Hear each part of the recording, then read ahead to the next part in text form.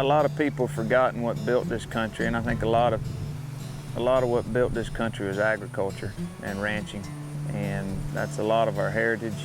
It's a lot about what this country is and the ability for it to raise its own food supply, and the thought of us being dependent on other countries to raise our food for us really kind of eats at me a little bit. It's kind of hard for me to fathom that, just because I think that's one of the strongholds that this country was built on.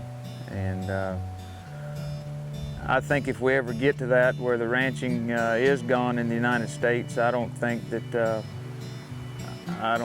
country would survive that much longer. My great-grandfather came here in the late 1800s. He actually came here predominantly after timber. He was in the timber business in Michigan.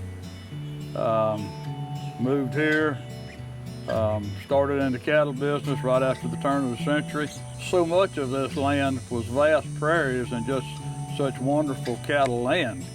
And that's what got him started into the cattle business. And, you know, as time has progressed, we've stayed, you know, as a family, we've stayed in the business. And now we're progressing on 2 more generations behind me. So I was riding a horse from the time I was 6 or 7 years old with the cow crew every day, and it's kind of really the only thing I've ever known. And you know, I don't know. I just don't believe I'd have made it in city life. It's been a goal of ours for a long time, is we want to have the best quality of cattle that we can have. I mean, we are progressive breeders, but feel like we need to at times step. I ain't talking with that dog in my back pocket. Get on, lay down. Get on here. Barking Get especially. Get on. Get on. But our goals for the futures is to keep increasing the quality of our cattle, and you know, we feel like we've got, you know, cattle that will work now, but we always have room for improvement, and we're not going to sit back and just take that for granted. We want to, we think in order to stay on top of things in this industry, we need to always be willing to change or make improvements.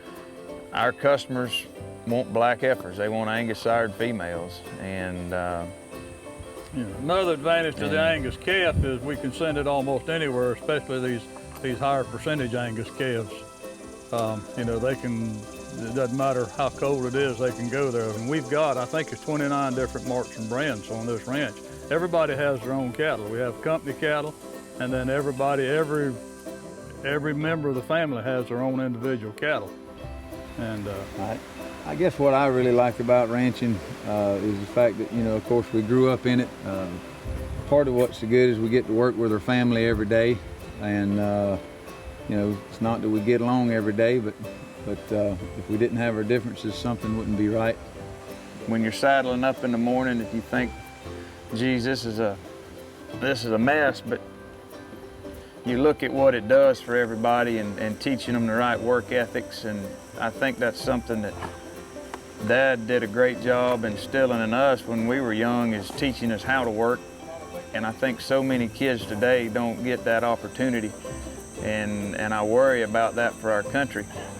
And I feel more comfortable, at least in the fact, knowing that my kids will, and makes me feel a lot better about the security of this place down the road.